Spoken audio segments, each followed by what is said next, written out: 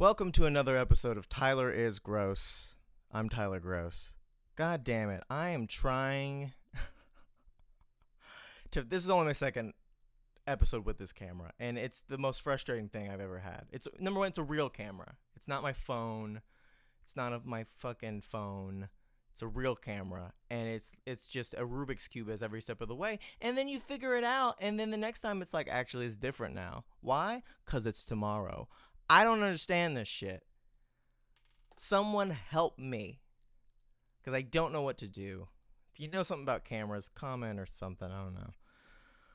Oh, man. And I've had a good week, too. I've had a great week. Spent time with my parents for Mother's Day. Went to my best friend's house, hung out with him. I mean, and I got like, I barely worked this week, which is great. And then this shit. This inept. Here's the thing. When you try something new, like buy a camera that you don't know how to use or do a podcast or something like that, you're stupid. You don't know what you're doing.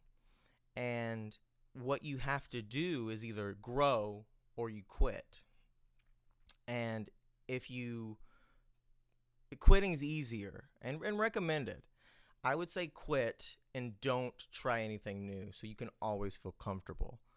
Unlike what I'm doing. So just be comfortable, always quit, or better yet, don't even start, because if you start, then you can quit or continue.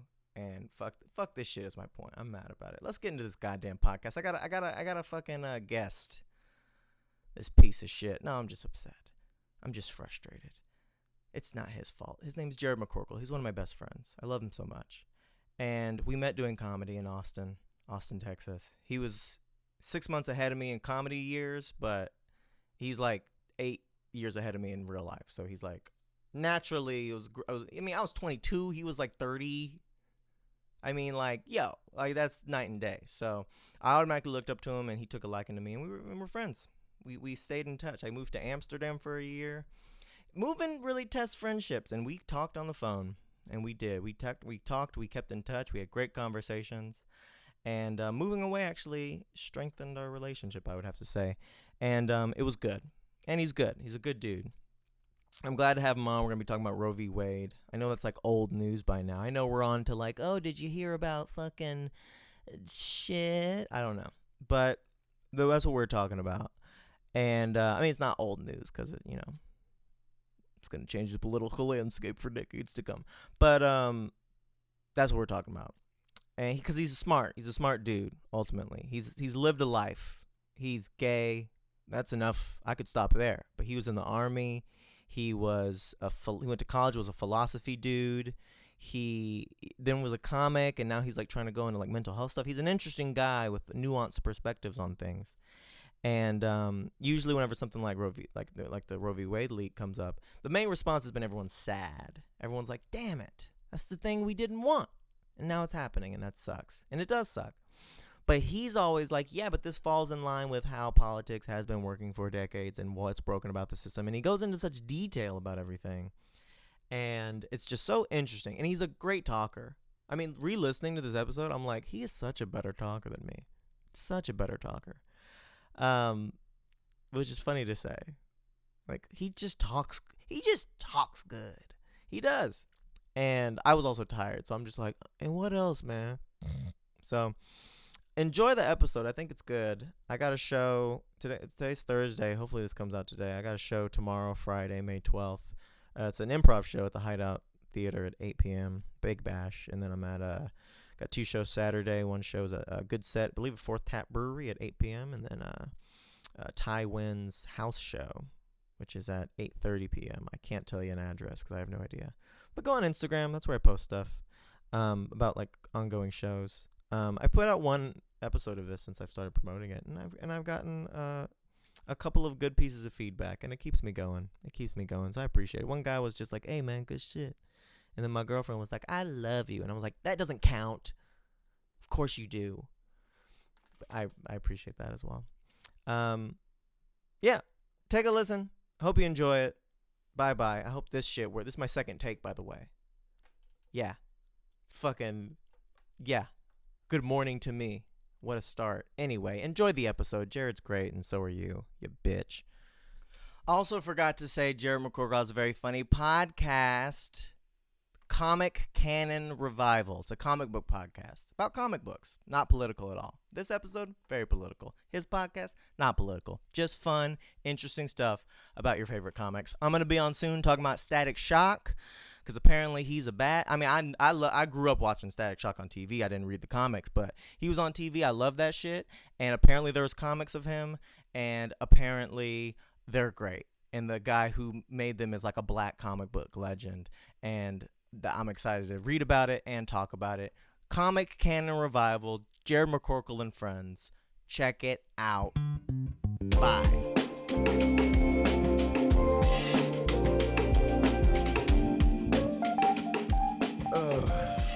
All right, what were you saying? Well, Mahoney's cool with doing the Static episode. Oh, he is? Mm-hmm. Hell yeah, I love Static I Shock. convinced him. But then it just makes more sense to do something that you're actually interested in. Yeah, that's true. But also at the same time, you did kind of sell me on Warhammer? Hardware. Well, we're not going back now because it was too long. I had to put too much effort into being like, was it an effort to convince him? Or was it just like... Well, he just wanted to do hardware. And because he was like, he wanted to do hardware. And he was like, does Tyler want to do static? And I was like, yeah, he does. And he was like, well, would he do hardware? I was like, yeah, but why do you want to make him do it?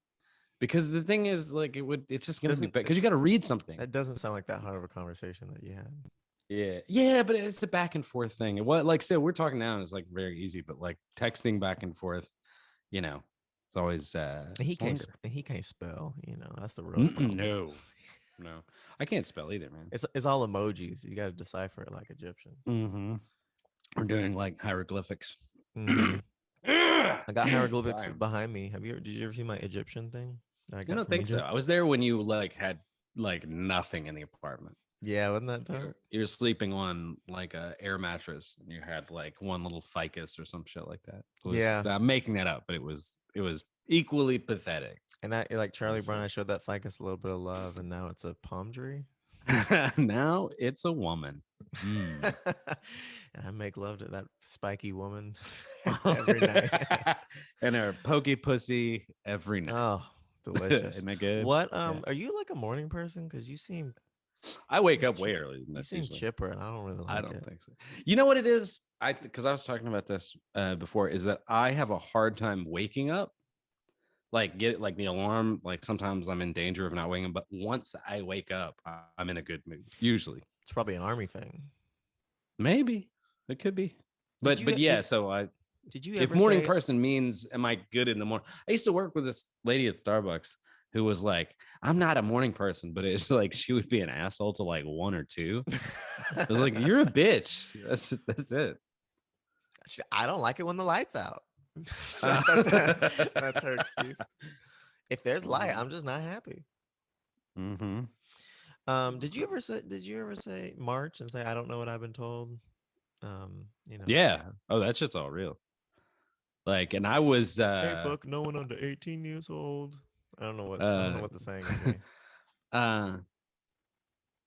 I think I was right before they got PC too. Like they were still doing the like Army PC now.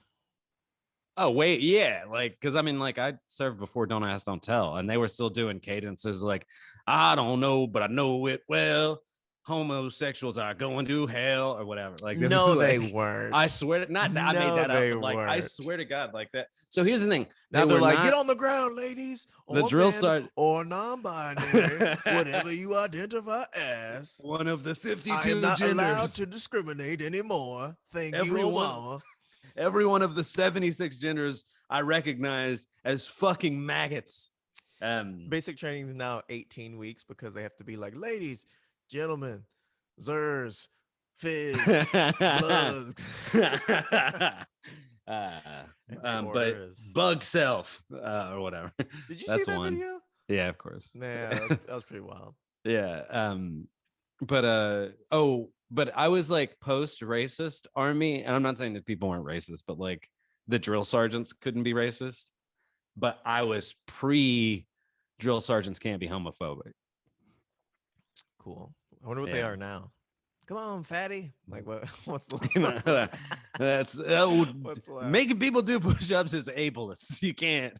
I don't know. I honestly, Get down and give me 10 if your shoulders and elbows allow for you to do such a thing.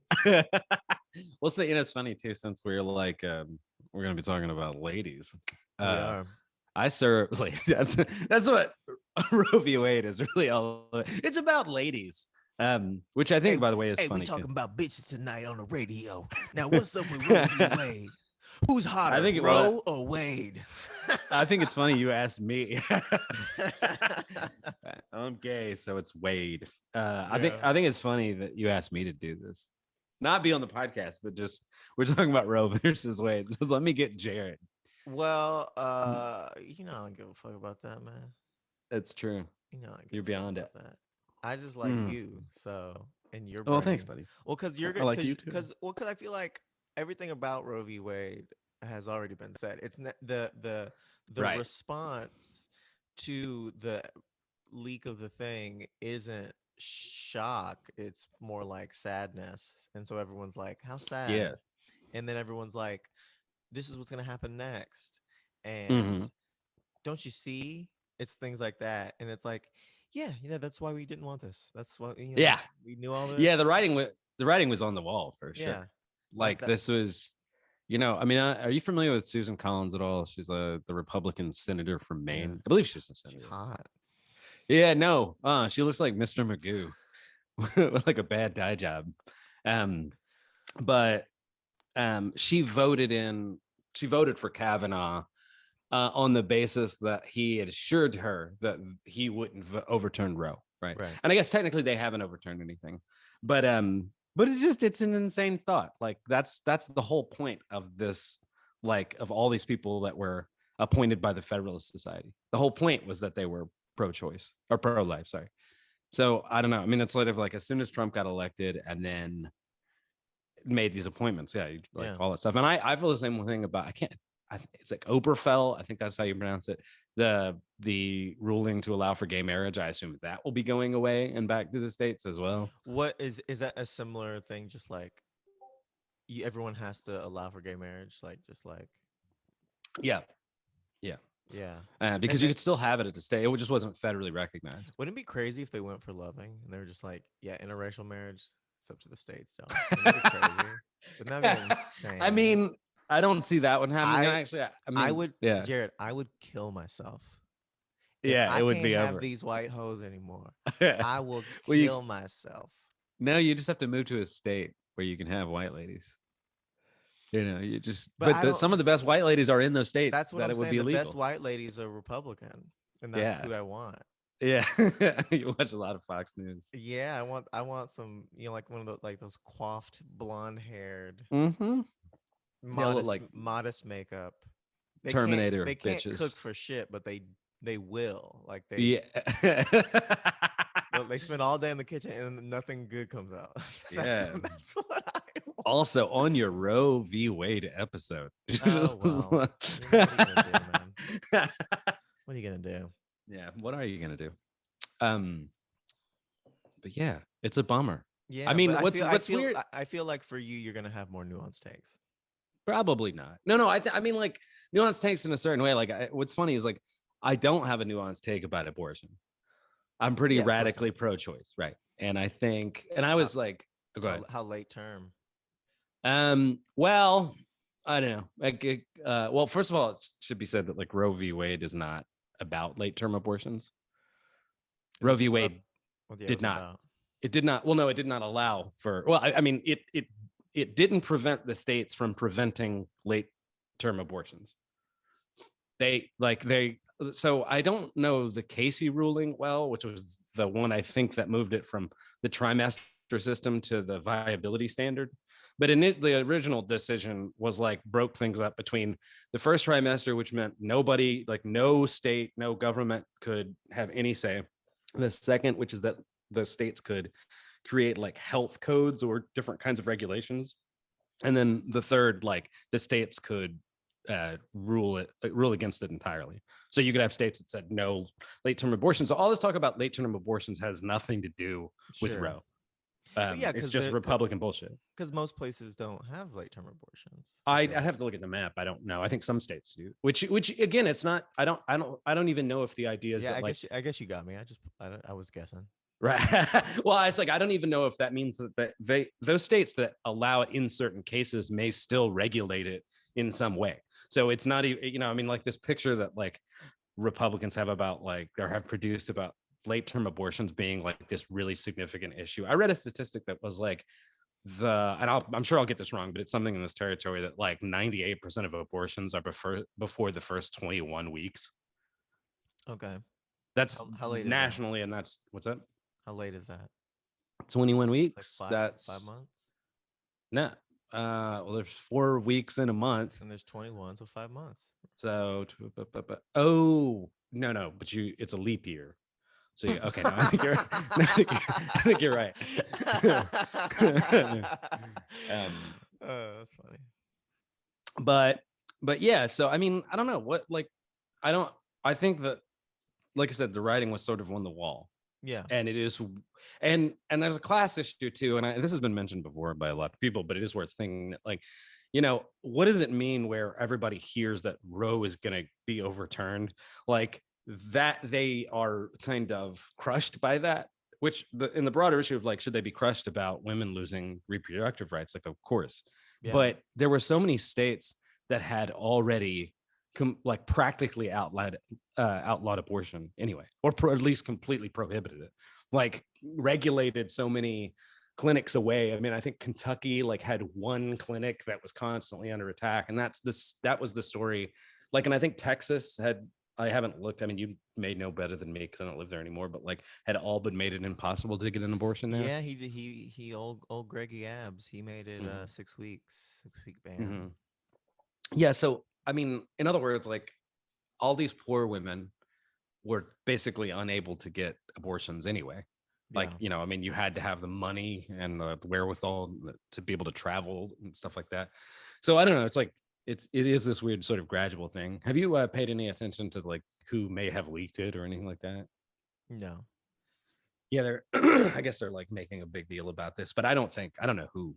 Do you think, I heard that it was like they don't want to talk about Republicans don't want to talk about abortion right now, and they're focusing on who leaked it because they don't want to fuck up midterm elections. It could be. I mean, but it's hard to say. It does seem weird. It does seem weird that they're not just like celebrating that. Right. Well, I mean, okay, so away from abortion, like there are all kinds of conservative policies that generally they're always trying to pass, but that are never popular and they never run on. So a good example is Social Security reform. Like, if the Republicans, it's just their like basic platform. I mean, I'm sure most of them would want to end it, if not curtail it by increasing the age of people who can get it, or the monthly payments or whatever. But you'll never see a Republican ad about like, we want to get rid of your Social Security. And this is a similar issue too, because like, and this, what's weird about this is that in a sense, this isn't an entirely partisan issue. And I think liberals need to sort of come to terms with that, which is that like most Republicans aren't for overturn, or I shouldn't say most Republicans, a lot of Republicans are not for overturning Roe. They might be pro-life in some respect, and they're especially like I think I sent you that. They can't say they're not pro-life for sure. Well, no, some of them aren't. I mean, some of them are like, because I mean, go ahead. Sorry. You mean openly? Yeah, like if you look at like the Gallup polls on it, which I sent you some of that data. Did not. It's yeah, good job. But it's like it's in the 60% of or higher, like of the country totally that was against overturning Roe, because obviously the whole conversation, and goes back a long way, but is a kind of category error, right? Because there are plenty of people that are actually morally against abortion but are pro-choice. I'm not one of those people, but in other words, there are a lot of people that think that it's not necessarily something you should do, or a fetus is a human being, but they still think a woman should have a right to choose. And there's a bunch of Republicans that feel that way. This is a very, I don't even think it's a minority position. It's a minority position by far within the country. Within the Republican Party, it's still like, nah, it's the really strident ones are just unapologetically pro-life. I with to insane degrees, right? Like the idea of like if a woman's raped, that she should be forced to have a child. Yeah, pretty Like wild. I'm amazed you can find more than 5 people that can think that stupid shit. And their reasoning's always, so it's like, how like there's like platitudes in life, like do your best and people are mostly good. It's like, Yeah. and Yeah. then it's like this Hang in guy, there, baby. it's like this guy murdered like 40 people, and it's like, well, I still believe that somewhere deep down there's a little boy that just needs a hug. It's like you gotta adjust at the extremes. You gotta adjust those beliefs. Right. Where it's like, I get you don't like abortion, but like, yo, she was hurt. Mm-hmm. And they're like, Yeah. well, I think every single life is precious. It's like, Yeah. it's like that's some wild shit. But They have this like abiding belief too in a fetus or like a human being. There are some obviously people that say that uh, uh, at the moment of conception that it's a human being.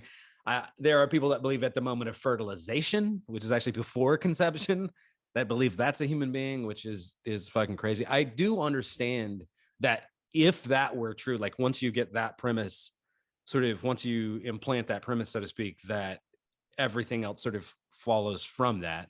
In other words, if you really did believe it was a human being, it's almost nonsensical to allow for it to die or something like that. But you know, yeah, I don't like most people, so I'm like, mm-hmm. Well, and the thing is, like, what's this pro-choice, little what who's is, this or little baby sorry, going? Who's this little baby right, gonna be? and I don't care. but also, like, it's important to, I think, the political context. Roe was the moderate position because Roe sort of presupposes that it's a not necessarily unanswerable question, but among these two sides, especially the more like resolute of the two, there's not a way to compromise that. What's the who's Roe and Wade? What's Oh, the I don't know enough oh, about the you don't know history enough of the about it? case. Not the particular case. No, I know more on the end of just like what the ruling is. Sure. I thought it was Roe versus Dwayne Wade for a long time, and I was like, yeah, slam dunk contest, like who won? That's so, but you found out it isn't, is what you're saying. Like it is not that. It's not that, but I still think some basketball player named Roe should do one-on-one with Wade. That's how we should The, decide the it. Roe v. Wade. Like a game of 21 against Tonight, whoever. 7 p.m. It's like, what? But they're finally gonna do it, dude. They Why are talked they about it. why are they making an event out of it? Right. But yeah, it's just fucking sad. And like, Yeah. there's not, I mean, I don't want to say there's nothing to talk about because there's stuff to talk about, but in like, I will say the other thing that's interesting to me about it is that like, it articulates a basic failure of this sort of, let's say, like the last 30 or 40 years of democratic politics. Because this system's been manipulated by people in power for this minority opinion to become a law of the land. In a sense, but I mean, moreover, just because like the rationale for sort of the centrist establishment, corporate Democratic Party, whatever, I mean, all those like, I know, neoliberal, like, Yeah. all those adjectives or whatever, but like, was that, we can't risk like progressive reforms within the party. We can't get money out of politics. We can't do things like that because ultimately we're the only thing stopping you from losing your rights to abortion. So in other words, we can't push for $15 Right. minimum wage. We can't do any of these things because to risk that is to, but that happened anyways. I sort of disagree with that because I think I mean, I understand what you're saying, but I think it worked much more potently. I guess how is this going to affect politics moving forward? What I'm hearing from you is like people voted Democrat to protect abortion, and that just never seemed to be the narrative. It seemed like the narrative was more broad, just like we're the good, they're the bad guy, we're the human people, Right. we're trying our best, and they're the bad guys. So Yeah, you gotta vote I think for us. that's right. I feel like if anything, it's flipped the other way, where it's like Republicans were like, "Yo, we're the only thing protecting you from just baby murder stations where you can just go murder your baby. So Right. like you have to vote for us." And then now that they got this passed, I feel like there's a lot that it kind of shakes the foundation of like why the Republican Party took such a hard abortion stance, was to just get that Christian vote automatically. And Right. now that abortion is going to be state by state, if they keep it at that, which I mean, I feel like they can't. I feel like it would be a dystopia if they were just like if they just started knocking them shits down. They were like Roe v. Wade, whatever, this one, that one, boom. We just hey, we reforming everything, y'all. Like that would be crazy if they did that. But so I feel like it'd probably be a while before they made a big move like that again. So it seems like if they're really pushing the decision to the states, then that feeling that emotional aversion to abortion that conservatives have would Mhm. then be aimed at the state level, and it would sort of calm down on the in the national politics so that it could, I don't know, I feel like maybe it could reshape the Republican Democrat dynamic, because Christians can be like, well, I mean, now that abortion's legal in my state, Mhm. what is the what does Pete Buttigieg have to say? He's not getting an abortion, you know? Well, you said a lot, because I was gonna say, like, so I don't think it's the case that it's not going to reshape the topography like that. Like, in other words, there aren't going to be pro-life states that because of this become pro-choice. Not You know, pro-choice, but they're just like, we whenever we're voting for a president, we don't need to worry about abortion because we know abortion is good in our state. right? Yeah, but what I'm saying is that there are let's call them anti-reform Democrats, right? Like, Sure.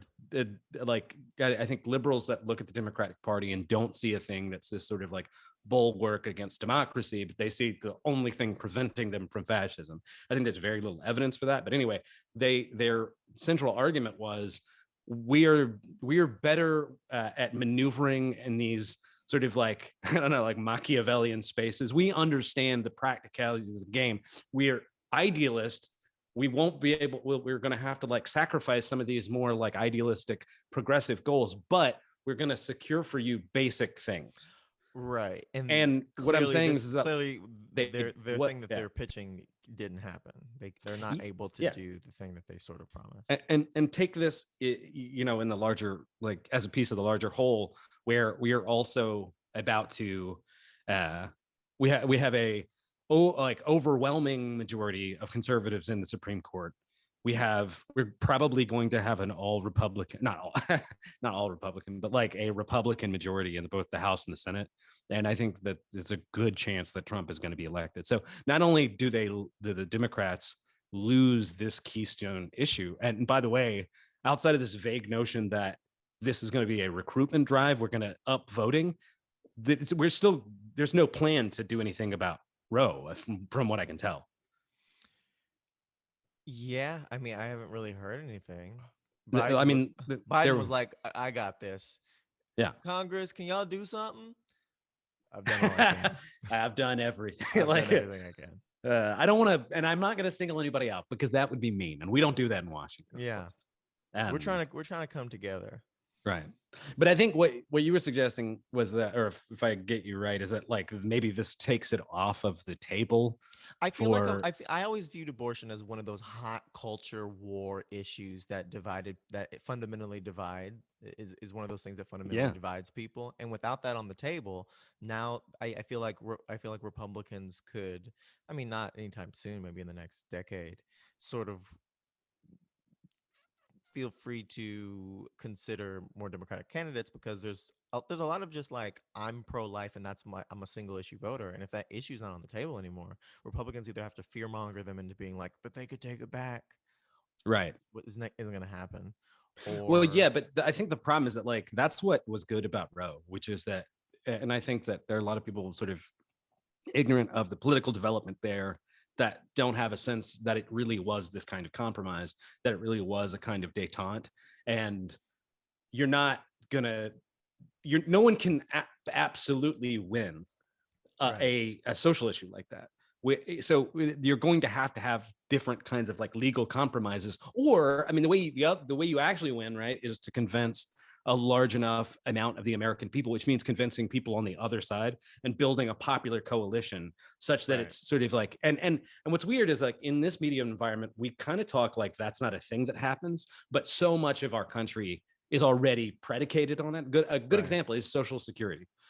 There are people on the right that absolutely hate Social Security, right? There are people on, I mean, or I should say, there are people on the right that hate Social Security, but there's such a large majority of people in this country that are pro having Social Security that it's not true. It's not vulnerable in the way that it would otherwise be. We're not on this 50-50 constantly, Right. of turnover of like, oh, it's a Republican, Congress, so we're immediately going to lose Social Security. Not that they wouldn't try that, not that they wouldn't do these sort of like Machiavellian bargains, but that you're not just instantly going to lose it because half the country doesn't feel that way. And my larger takeaway from this, and what I think that the liberals, the come to Jesus moment they really need, is to say, having these sorts of like procedural parliamentary sort of moves, this technocratic solution, doesn't leave your rights more secure than an actual large democratic coalition. So, yeah, I mean, and to put it, to kind of like put a button in that, all these people I'm hearing now that are talking about like, oh, if we had voted for Clinton, which is sort of true, right? If Clinton had won that election, there's no question she would not have placed fucking ghouls like Amy Coney Barrett or fucking whatever. But the point is that if you take a step back, it's the triangulations of the Clintons, right? Generally, that have led to this moment. That in other words, like if we had a much larger Democratic coalition, instead of sorry, go ahead. Instead of this sort of like, upper middle class technocrat, right? Thomas Frank listen liberal, sort of professional class group of people that they were catering to instead of catering to, Those people fundamentally believe that they can organize a politics where they're the only ones more or less included, and that everybody else just has a sort of like has a single choice, which is like to vote for the Democrats, let's say. And like in other words, having this one group of people being like, we promise we're working for you. Right. And 30 or 40 years of like saying to the left and saying to poor people and saying to like people of color that have been like kind of slowly systematically disenfranchised, telling them things like, where are you going to go? Basically, right? I mean, we'd love to update our platform for something that would improve your lives and would agree with your larger opinions, but ultimately, where are you going to go? Well, they just dropped out of the democratic process, and so now when you're left to try to get or defend the things that you care about as a sort of PMC liberal, well, they're not there, right? And in many cases, some of them, I don't think that, I mean, all due respect, I don't think the smart ones, but a lot of them went over to Trump's coalition. Sure, yeah. So yeah, it sucks, but and what's suckier, and I don't want to sound black-pilled because I don't think I truly am, but what's suckier is that like to get the things that we're losing now, like this is the most salient example, you're going to have large reforms. You're going to have to have, it's going to have to be a 10 or 20 year project. A great example, when they asked Biden, they said, how do you respond? Is essentially, I can't remember how the question was worded, but specifically, like, are you willing to get rid of the filibuster in order to pass this? Now, at the moment, from what I understand, they don't have the votes. Yeah. So, well, no. In this case, they can't. Really? So, in other words, even with all the Democrats. Yeah, they don't have the votes because like it gets weird about pro-life and pro-choice and pro-life if you look at specific, like just talking about the Senate, since we're talking about the filibuster, like there are people like, I think Tim Ryan flipped over, but Joe Manchin is a good example of a pro-life Democrat. But then you have, I think Susan Collins and Lisa Murkowski are actually pro-choice, even though they're willing to do nothing to secure that. But I'm pro-choice. I'm not pro-action, motherfucker. Ugh. Yeah, I don't want to do anything. Well, that's a lot of them, right? So anyway, the point is they asked Biden, would you be willing to overturn the filibuster to actually secure, because the way that works is you generally, when they're passing something and they overturn the filibuster, it's not, we're going to do away with the filibuster. They usually do it incrementally. So what this would mean is like, we're making an exception to the filibuster for this thing, which they can decide for, they can do it. It's a senatorial procedure. Like there's no law binding. You can just do that at any point if you want? Yes, you could, but the party in power, the party in power can do it. Yeah. So wait, why don't they just do that all the time for everything? Well, what a good question. So what you always hear is, well, and this is not the best time at the optics level for it, because the idea is the Republicans would do it as well, right? And we have this idea that we don't want them passing their crazy shit when they come into power. So in other words, the suggestion here is that we should make it harder to pass legislation because we don't want our enemies to pass legislation. But the error in that thinking, if you're on the left, is to understand we require the government to function more than they do. If you're a Republican, for most kinds of Republicans, what you need to do is just shut down the public sector and, you know, prevent, I mean, you can like cut taxes and things like that. But so they don't need, they're better off just preventing government regulation and government activity. They succeed that way. So in other words, the less legislation that gets passed generally is still ultimately better for the conservative. That structure is so biased towards their side that it's a ridiculous thing to not end the filibuster on the basis that that behooves us. But anyway. Back to politics. Mm-hmm. Well, so the point I was trying to get to anyway was just that, like, they asked Biden, would you be willing to overturn the filibuster for this thing? And it was like, and immediately on the back foot and just like, well, we're not really sure. Do you hear the sound of a train in the distance? Like, just completely changing like just diffusing the question. And the point is that because for them, those sort of like, I don't know, procedural like inhibitions are far more important than any sort of political consequence. And I think that, like, anytime you defend any of that stupid horseshit, the idea is the reason it's justified is because it's ultimately going to prevent things like this, things like, you know, Roe being overturned. What do you think about that whenever they do that? Because I find that sort of, I keep coming to the term respectability politics, and I know that's not how it's used. I mean, that's an expression. What kind of?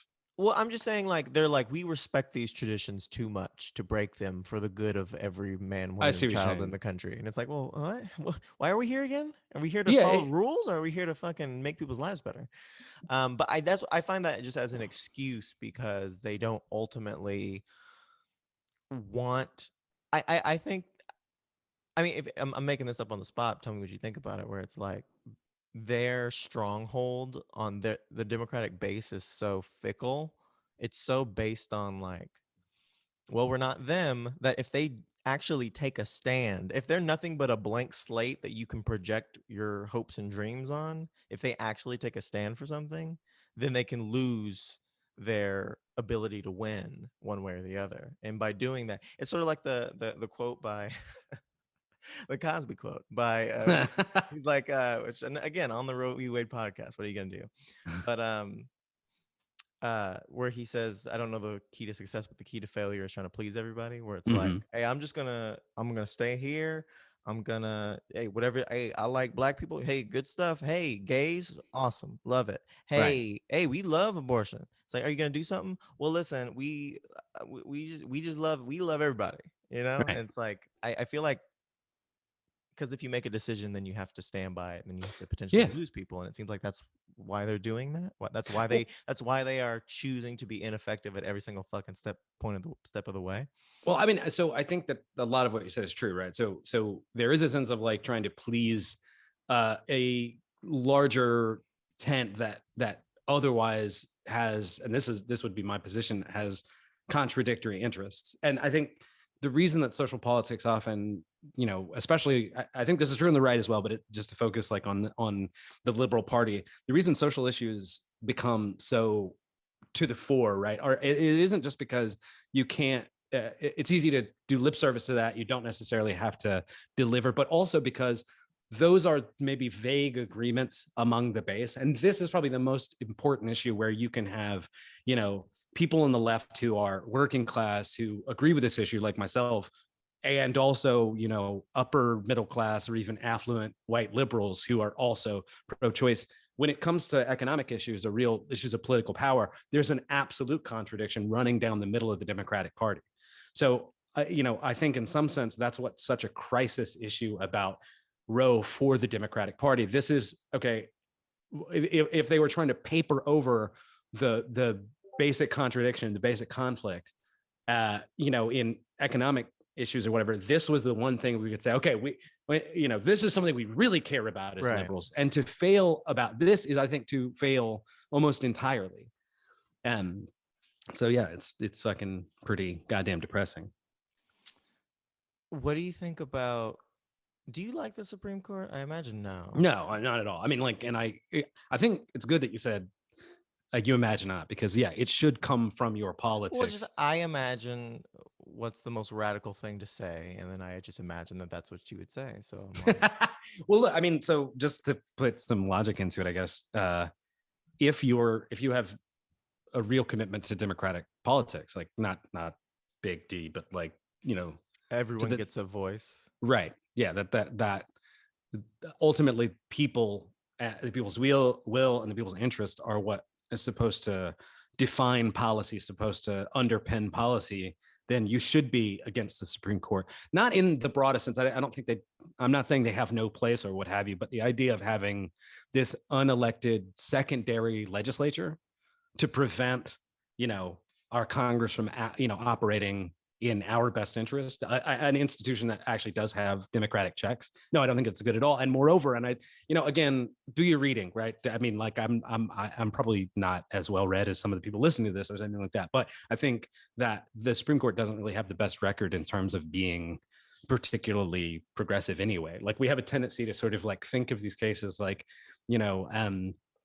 like Roe for one, but also Oberfell. I think that's what it's called. I really wish, like, I've read it so many times. I think it's Winterfell. No, it isn't. Fuck you. But anyway, we think of these times in which the Supreme Court versus right. It. Yeah, the Starks or whatever. Yeah, but we think of these times when the Supreme Court has ruled in our favor and prevented us from, like, I don't know, kind of bigoted majority or something like that. But most of the time it's not that. Most of the time it is Dred Scott. Right. So in other words, just this belief that somehow they're going to save us. And again, I think this is more to, the point that, liberals are pretty failed in terms of actually creating a coalition that's big enough to apply to a kind of like, the way that our structure is set up to legislate. In other words, building large enough coalitions to, at the lowest sort of unit of political measure, voting in people that will do what we want and getting enough of that we can pass legislation. Yeah. The thing that after the book, Jered shows me a lot of books, and the book he showed me was Listen Liberal by Thomas Frank. It was a real good book.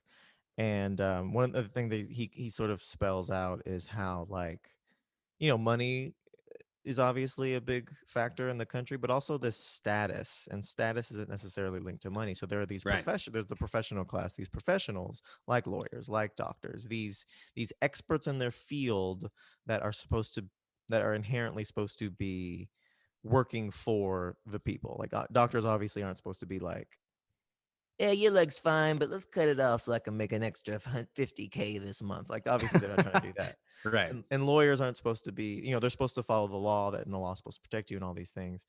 But the problem with that is the Democratic Party has sort of tailored their whole politics towards this sort of professional class. And obviously they get paid more because they're supposed to be, their profession is supposed to be to help people. And that's a big one. That to underscore that point is that like what Frank does say in the book that I mean, he says a lot, and I think he's very incisive, and anybody should read that book. But on that, like, that he's sort of arguing in some sense against meritocracy for its own sake.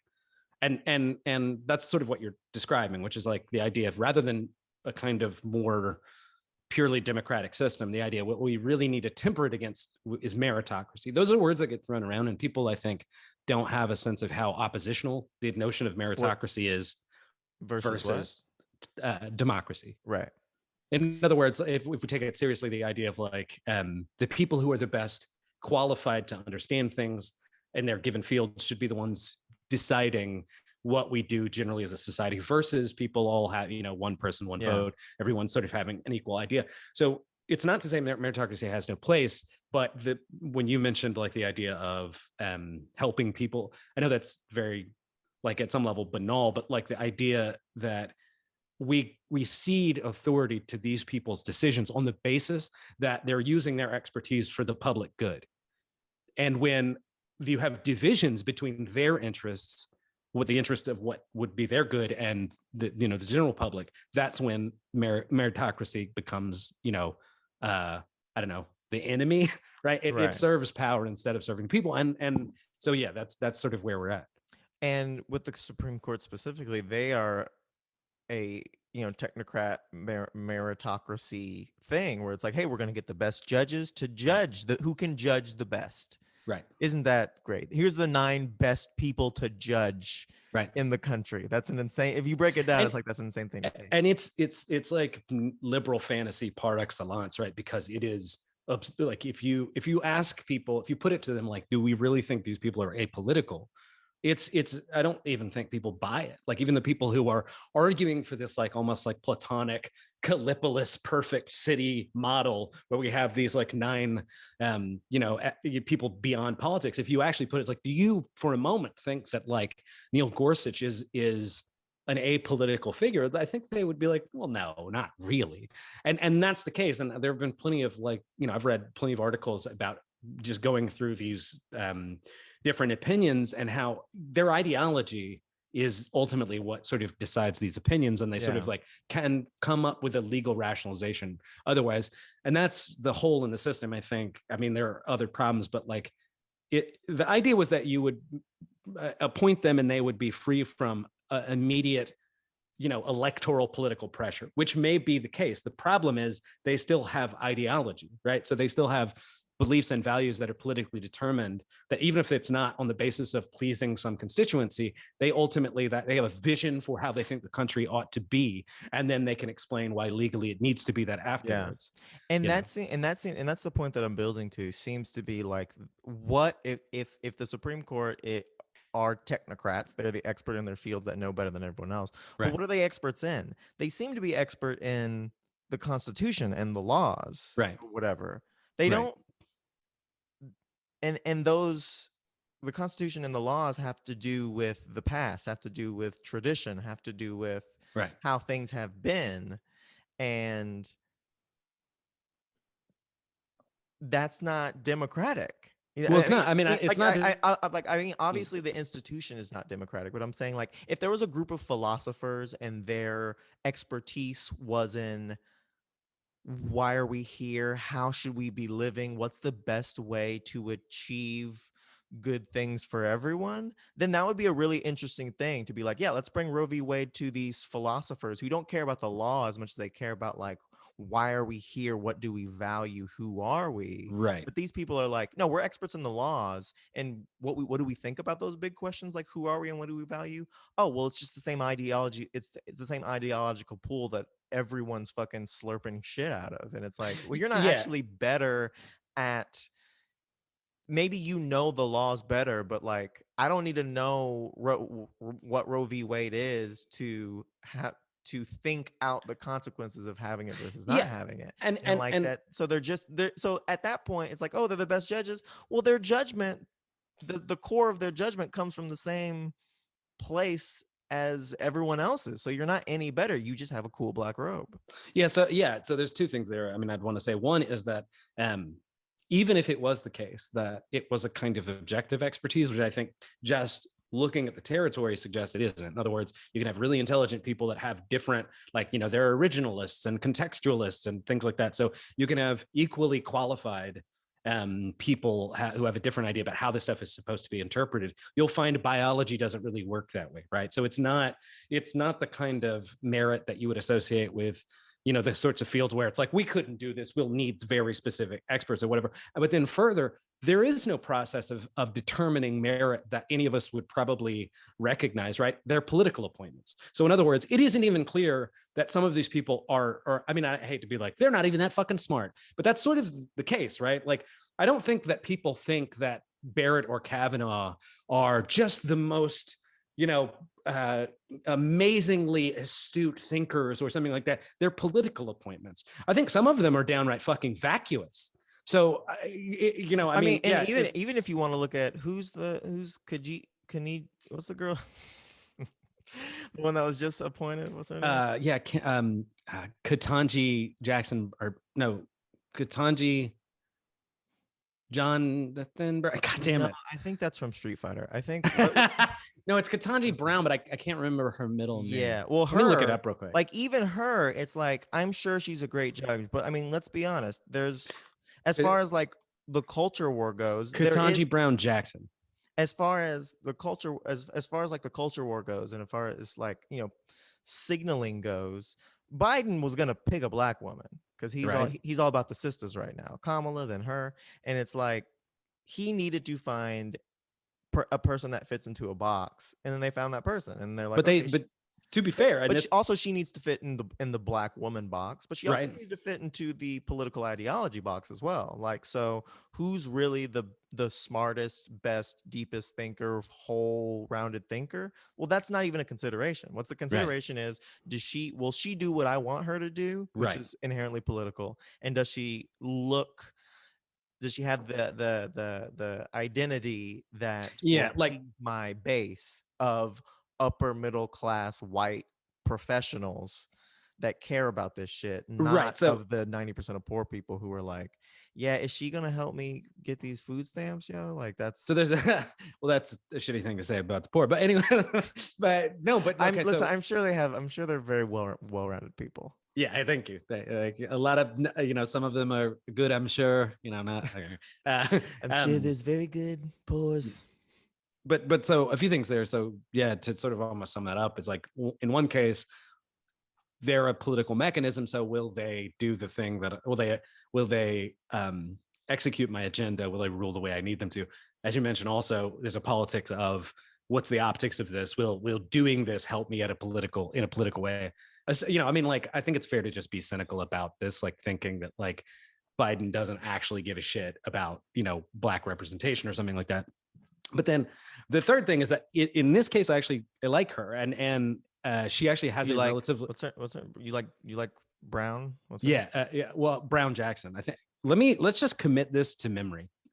Ketanji Brown Jackson. Ketanji Brown Jackson. Ketanji Brown Jackson. I don't think I can do that. You should. But anyway, she has a really good record. And then look, I'm not an expert. Down Faxon. You got it.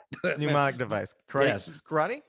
Karate down. Yeah. Man, the people that are like, it's Kamala, like they're really gonna be pissed at you, like that, like I which is fine. I mean, this is a brief aside, but like I just think that's so fucking silly. Like, the idea that that's the way to investigate whether people are serious about like taking her seriously. You know what I mean? Like the idea of like, because I was saying Kamala forever. And I think it probably has more to do with the fact that there's this character in comics, Kamala Khan or whatever. Sure. But I've been called out like 3 or 4 times on the internet, like, or not on the internet, but like in conversation. It's not Kamala? It's Kamala. It's Kamala. You've been saying Kamala? Yeah. Just say you're from Georgia. Yeah, like I'm ignorant. No, that's just how we talk down here. Yeah. Kamala. It's like we say Kamala, or no, we say fucking Kamala. Like it's a thing that like, that's how my grandmother said it. You say Barack, we say Hussein. But anyway, so from what I understand, like, again, I'm not a scholar in this or anything like that, but like, she's got a really good labor history, I guess, in the way she's ruled. And she also was a defense attorney, like for people in Guantanamo. So she has she's got a pretty impressive progressive thing, but either way, the point is that like she just looks cool too. Like in her picture, she does look cool. Just like yes, mm-hmm. Yeah. Which is kind of like she seems very down to earth. Which was a consideration, I'm sure, that she like she's very comfortable. Like she has a presentation. What's that? She reminds me of my aunt. Right.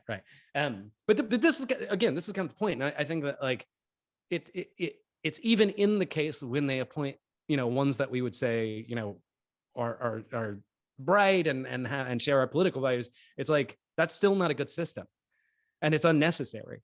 We don't really need those sorts of checks against democracy. I will say that the idea of, I think, like, I like the theory that democracy is not a political form. Democracy is a measure of justice within a society. So to what degree are most people's interests and will being translated? Now, that may mean that you create a kind of, which we have, a constitutional and judicial overlay that allows that process. Because, I mean, I don't think that we should just, for every law passed, we should just do a huge national referendum or something like that. So in other words, the idea of having sort of like a body of judicial review that makes sure that things are happening within a non-arbitrary legal sort of like juridical framework, that's good.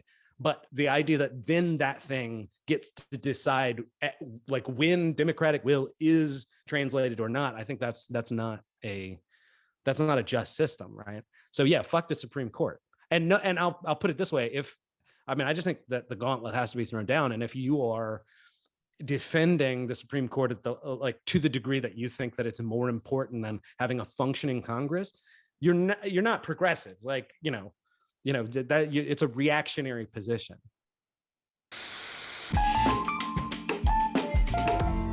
Yeah. So you said you wanted to talk about cultural compromise. Is that, can that relate to this? I don't know what it is. Well, I think it's kind of a neologism. Not that those words are a new term.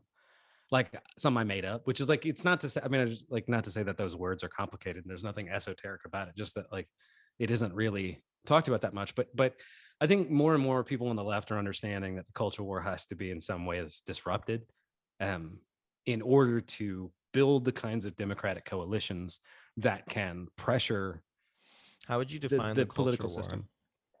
Yeah, that's a good question. So I think it's thinking in terms of politics, not as a matter of who has, access to wealth and power and resources and representation, but thinking of politics as the clash of different sort of cultural groups or something like that. It's interesting because I feel like a lot of this comes down to, or maybe it is a misinterpretation of like Foucault's work. Because I feel like that's where a lot of this comes from. And it is sort of like, I feel like what he was talking about was like an interesting, valid thing, but it's sort of turned into this thing that's like, right.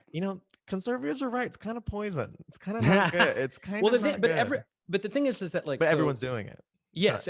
So both of those things are true. I want to be clear. I mean, one, I agree about your basic point about Foucault. I didn't really focus that much on Foucault, but I don't know that much about Foucault either. But Marxists will often criticize that he took the basic political division, which is the division of class, and he tried to take that and suggest it was one of many sorts of conflicts or whatever, or regimes of power, and that misses the point tremendously. I have a tendency to sort of agree with that, but there are leftists who appreciate Foucault and think like the defense I've heard about him is that he was really good at understanding the legal frameworks and articulating the legal and political frameworks that are necessary to facilitate capitalist, let's say, oppression, right? So but anyway, so you just mentioned that, so I just wanted to say that you're very smart. I am very smart. What was the second point you made after the Foucault thing? So the idea that the culture was absolutely being waged by sort of all of us, and I think social media is doing it, and so it isn't just a matter of like the liberals are cultural warriors, but the conservatives aren't. The conservatives love to talk about that, but it's good because it's culture, so it's human, so it's sexy, so it's a story, so it's eternal. It's sort of like eternal struggle. It's like Lord of the Rings. It's like we've been absolutely fighting for ages and in an everlasting battle. Like that's what it is, regardless of whether it is whether it's men, women, black, white, straight, gay, like whatever. It's like there's always been this struggle of power between these two. It makes it simple. It's a simple thing that you can put on Twitter. You can put it in 160 characters, like fuck the patriarchy or fuck white supremacy, and like yes to those, but the real actual political historical implication, history of it is a lot more nuanced and complicated, and I don't want to wade into all that. I just want to be like fuck the patriarchy, boom. So nuanced and complicated for sure. So let's put a pin in that, or like let's just assume that everything could be helped by the fact that we should have more rational, reasonable, patient conversations with each other or something like that. But there's a bunch you said that I really like.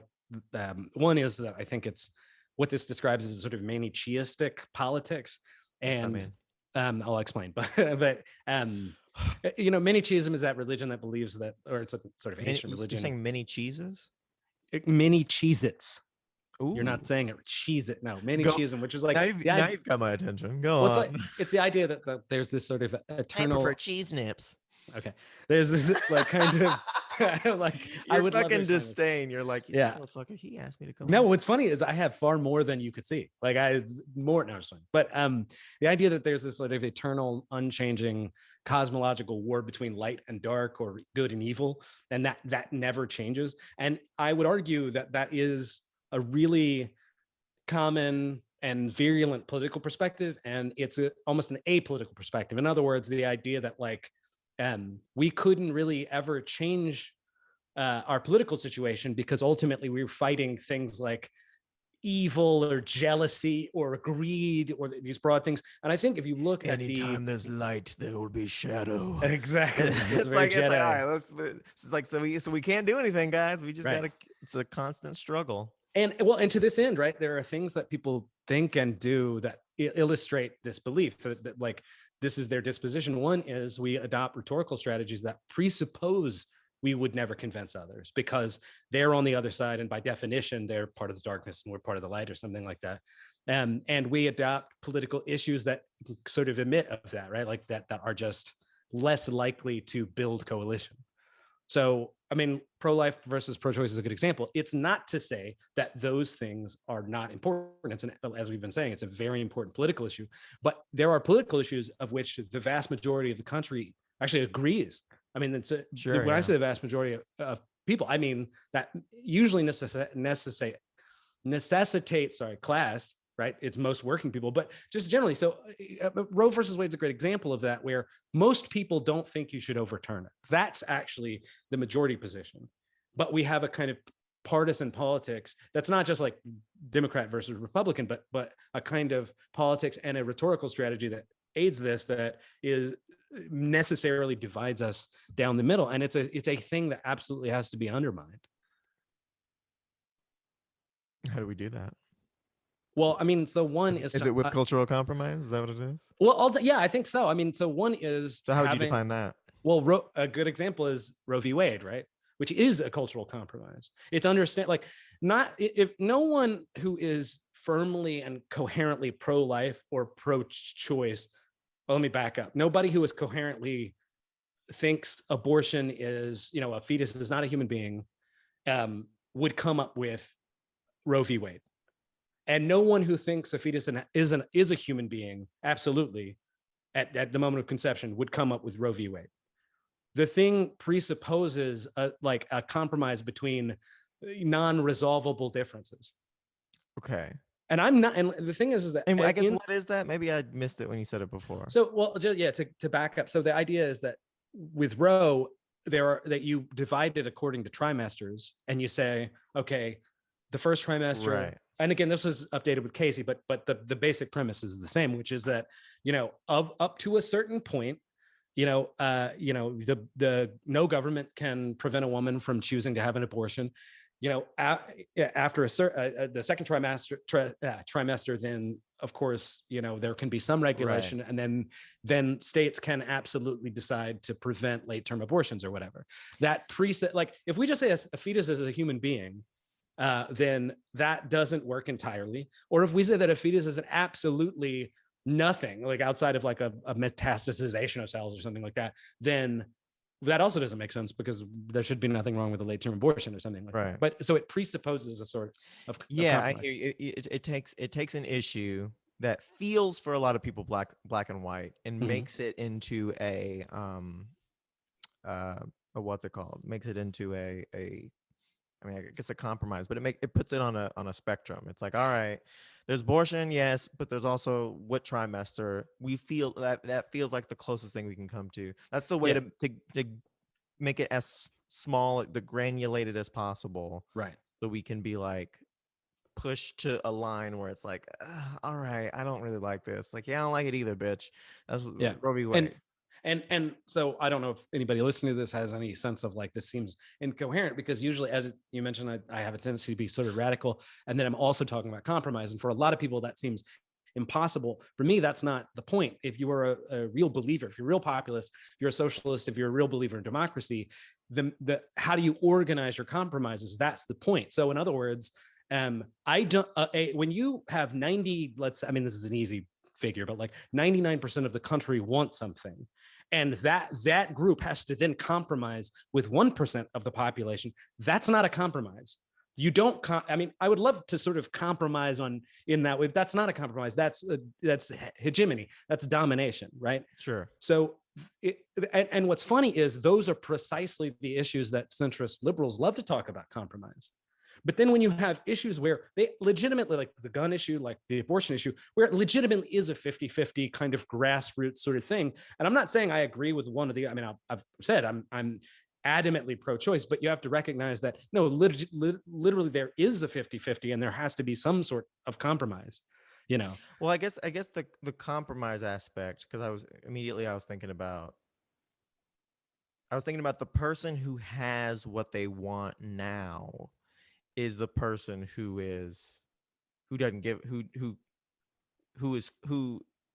doesn't want compromise. Like right now, there's not great gun control in the country, and it's like, well, we should compromise and make some gun control, and it's like, no, we don't have any right now, and I'm cool with that. So I'm not really gonna negotiate in good faith, because there's no reason for me to compromise, because I have all of what I want. And if I lose anything, then I just lose and you just win. And even if on the spectrum of the issue, it's in the middle. Yeah. Well, I kind of recognize that too, which is that people don't really have a lot of integrity of process when it comes to politics. And I think that the system is sort of so fucked up, there may not be a point of having it. So in the same way we're talking about, like, now, people observing the need for the filibuster on the basis that it's sort of, we just want a fair process for all sides. But it's like this fair process that you want us to have an integrity towards is also heavily biased against us. So it's sort of silly. So I guess in some sense, I'm sympathetic to people that are like, look, I have a political vision. I'm trying to make that happen. And I don't really care about like whether I'm being, I don't know, completely consistent. A good example being with gay rights, right? It's like, I'll take gay rights via a change to the amendment to the Constitution, to a federal law, to a Supreme Court ruling, because ultimately I just want the rights. Sure. And that's what Roe was as well. Like, a lot of people have now attacked Roe on the basis that it's wasn't a very robust political opinion or the judicial opinion. Like, it was sort of weakly argued. But I think the point is that for the vast majority of people, they just want the right to have an abortion. They're not concerned. They're like, we did get abortion rights for 40 years or so. Right. Which is pretty good. Right. But so anyway, I guess the point is that it is curious to me that the issues in which we have a legitimate Democratic majority, we're sort of taught we need to deeply compromise on those. We 95% need to really compromise with the 5%, as if there's some meaningful justice in that. But then with social issues, the parties, and I think the sort of like, kind of sub ideologies that really support those parties, so like the liberal Dems on the Democratic Party side, on the issues where the country is legitimately split down the middle, it's an absolute moral abomination to compromise. Well, like, there was Black Lives Matter, and there was All Lives Matter. Right. So the compromise, some Black Lives Matter. Yeah, doesn't sound great. It doesn't, and I'm not. And so, and it's like, y'all got to admit that some Black Lives Matter, and they're like, I do love that. And to that end, right? Like, I'm glad you mentioned that, because like, I love the Equalizer. Well, I'm glad you mentioned that, because it's like, I don't think everything anybody ever said was a compromise is fair or reasonable, right?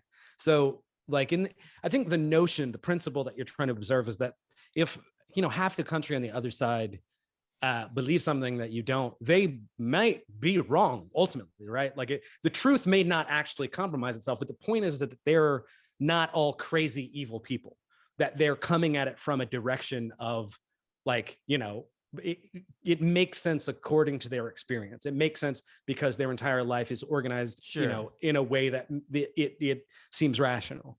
And so when I'm talking to somebody, for instance, a pro-lifer is a great example, right? Where I want another example, not because I'm like, right. No, we've been talking too much about abortion. Well, give me an example of an issue where I don't know what you're about to say. No, I'm saying give me an example of a social Of issue. a, We know each other well enough. of a sort of that, culture like, war issue. Yeah, sure. I mean, you said guns. Guns is a good example. Okay, great example. And because I'm pretty You like guns. I'm pretty pro gun, and I don't mean I wish everybody had guns. I'm not happy with the situation where we have like 350 million guns You in the lost your country. virginity to a gun, correct? I did. Now, that's Tyler's way of saying I shot my penis off, which is does happen to a gun owner. I shot my penis off. It's so funny. But here, okay, but this is a really good example too, because I think these things have been politically massaged, but I do think more or less it's a relatively organic issue, meaning that there are a bunch of people on the right that are not. They're not just pro-gun because the NRA conditioned them to.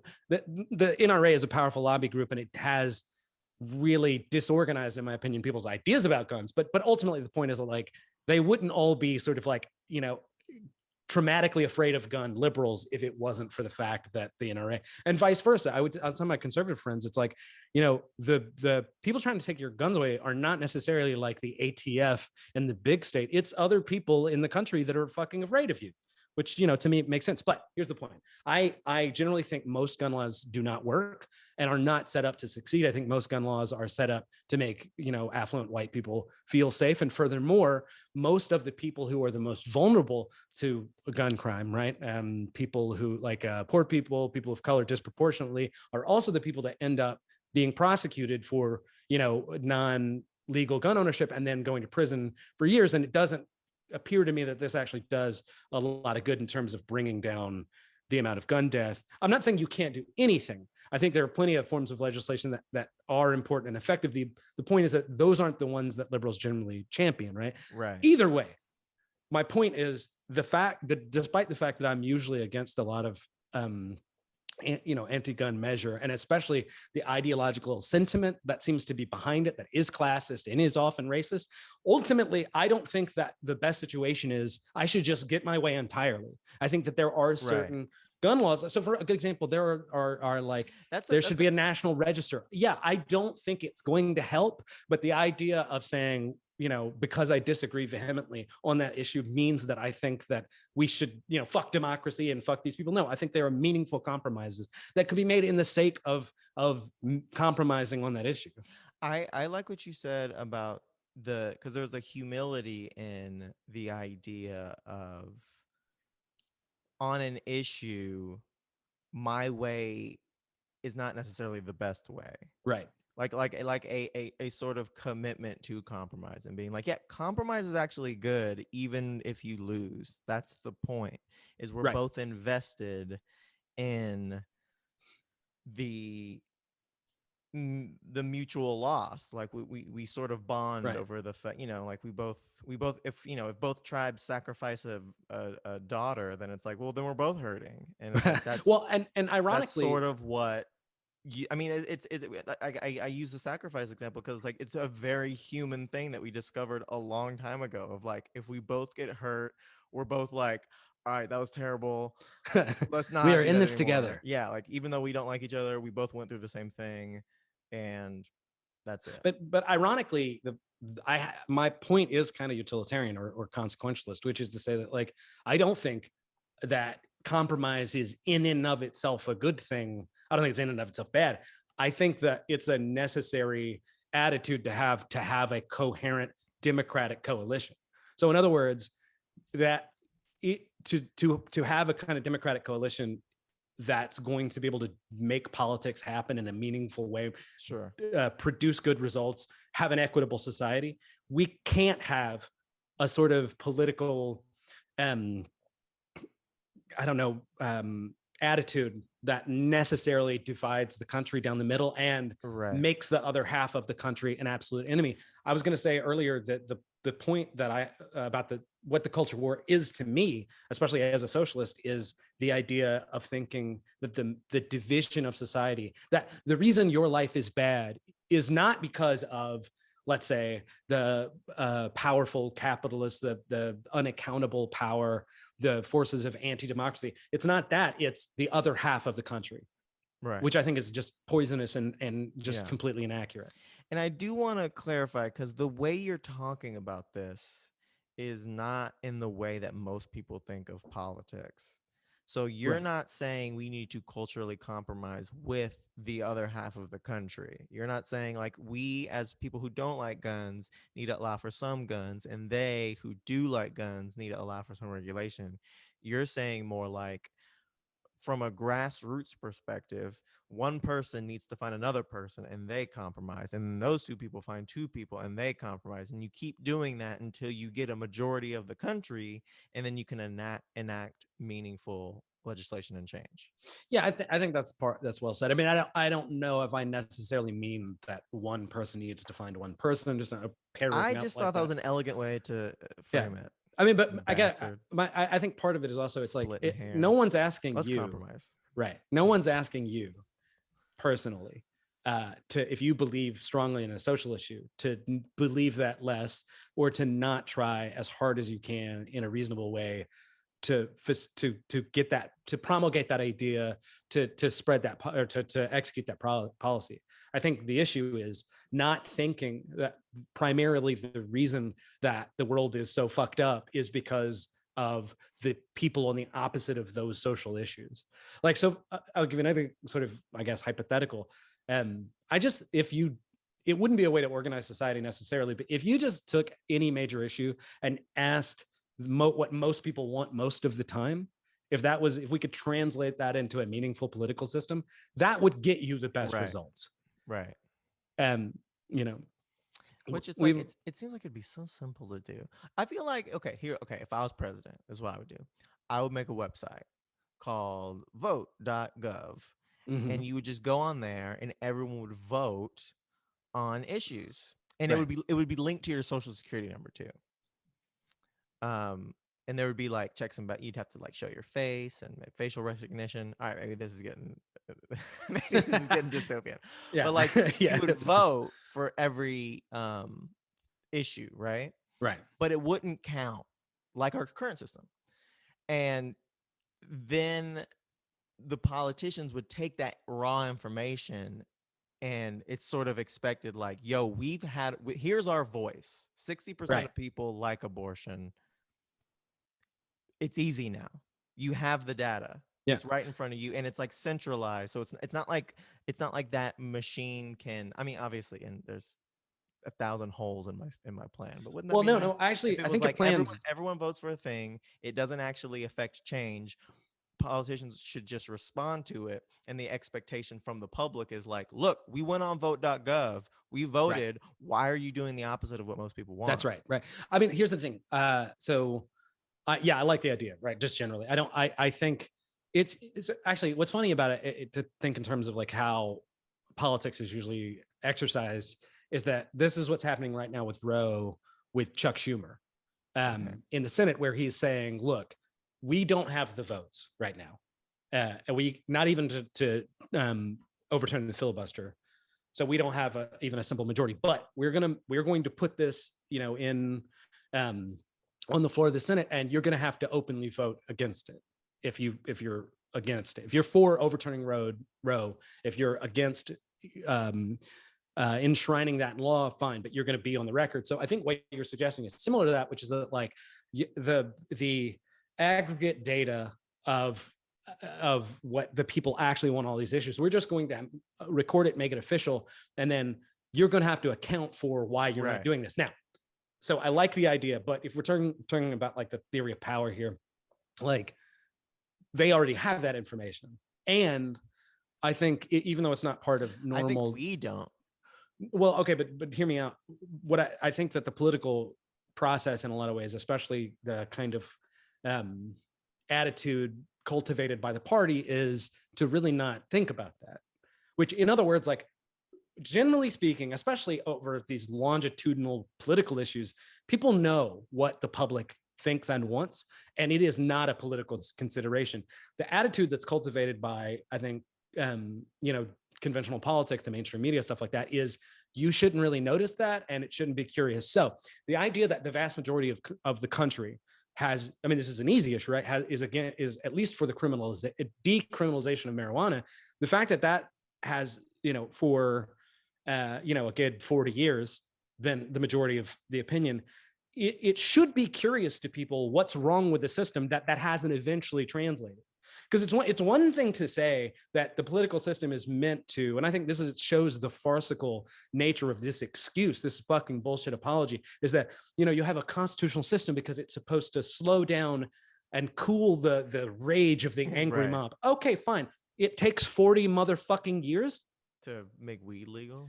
So this, to me, this would be a really good attitude for people to cultivate generally, which is, if over a period of time the democratic will of the people hasn't been translated, that should suggest to you that there's something broken in that place or whatever. Well, I guess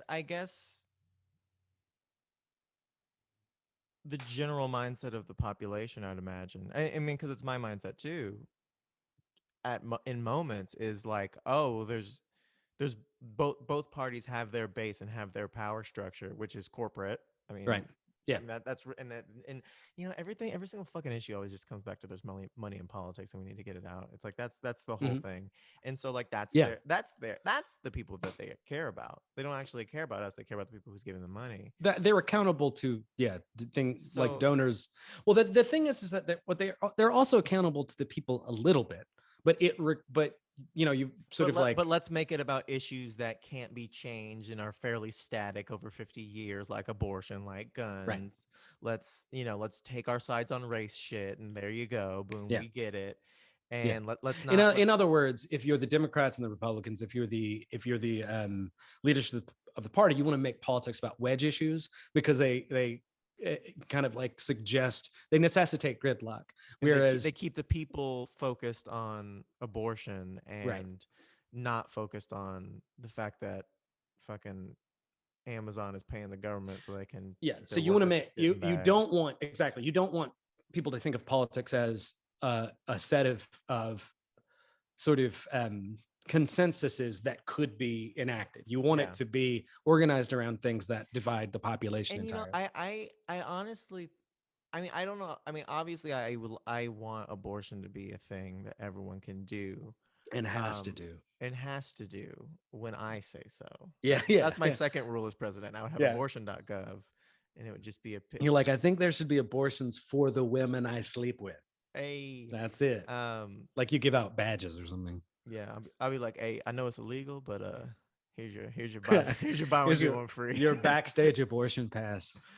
But like, now that Roe v. Wade, not now, but once Roe v. Wade gets overturned, I just feel like that's one less thing that will be a culture war issue. I don't think so. I mean, so one, it's or it'll flip to I feel like the conservatives were very charged by abortion, and I feel like now maybe the Democrats will be very charged by abortion, as in put into. I've heard this too. We'll see. I mean, like, so. I mean, yeah. The idea is, if won't this bring out? I mean, there are clearly cynical Democratic actors that believe it will. The amount of fucking emails that I got, 2 days after that leaked about trying to raise money. Apparently, I think they raised an obscene amount of money. So there are definitely people that think this is going to bring up the vote. I'm not sure it will. As a matter of fact, some people have suggested that the leaks were conservative leaks, and the reason being is to let some of the tension off, to get this as far away from November as you can. Like, the closer it is to November, the more it's likely to sort of spike Democratic voting or whatever. But the thing that people have to keep in mind is that there is a fealty to this political system and the inertia of it that. What's fealty mean? A faith in, a commitment to, like, it's for the that is more important than the material consequences. People are really afraid of the kinds of revolutionary changes that may need to take place. And the reason I say that is that, look, we're melting the motherfucking planet, and everybody knows it. And we know that there are political things that we could do that would probably stem the tide, but those mean revolutionizing the political system. So in other words, if it's the case that people are willing to goddamn risk, the biosphere, the future of civilization, or they're afraid to risk that for making political changes, the idea that like now poor women will have a really, really hard time, if not impossible, to have an abortion. Yeah, I don't think that it's something that's really going to kick these people in the head. Maybe it's the straw that broke the camel's back, and it will be that thing. I would like to think that's the case, but no one should think that if things get very, very bad, all of a sudden people will become will organize appropriately to make political change. That's a really stupid idea. Right. I want to end on something more positive. Well, here, so let me eat my way to the other side. Like there's a way to be negative here. The one thing that maybe, if it does wake people up, is that you just end with, there is relief in death. Yeah. So, oh yeah. There's the best thing is there's no afterlife. So finally, peace. Democracy is not necessarily when our souls are all one. So I mean, let's just look forward to that. Yeah, ultimately, we all have a death drive, and that's just where we're trying to get. So this just makes it that much more quick. No, look, the one thing I will say is that so much of a kind of like liberal conservatism, which is a weird way to say things, but like, in other words, a democratic sort of belief that we have to preserve the system as it is now, and any progressive reform or revolutionary change is going to be it risks too much. This, I think, very much shows that that's not the case. There are a lot of people that thought, look, we can't necessarily intercede in the economy in a way that'll help poor people. As a matter of fact, if we help poor people, there'll be too much money in the economy. It's only going to add to inflation. Don't those people need to starve? Kind of a little bit. So prices will drop when I go to fucking Whole Foods or whatever. This belief that they could stay safe in that, and that the things that they care about, they would get to keep them. Right. And I think that was always for the socialists and all. Right. So like that, I think that was always a morally obscene position to take, but now it's showing itself to be divorced from reality. So no, you won't get to keep, your interest rates will rise to, your fucking like anything you take, like your gay marriage, all my rich gay friends, all your gay marriage will also be annulled.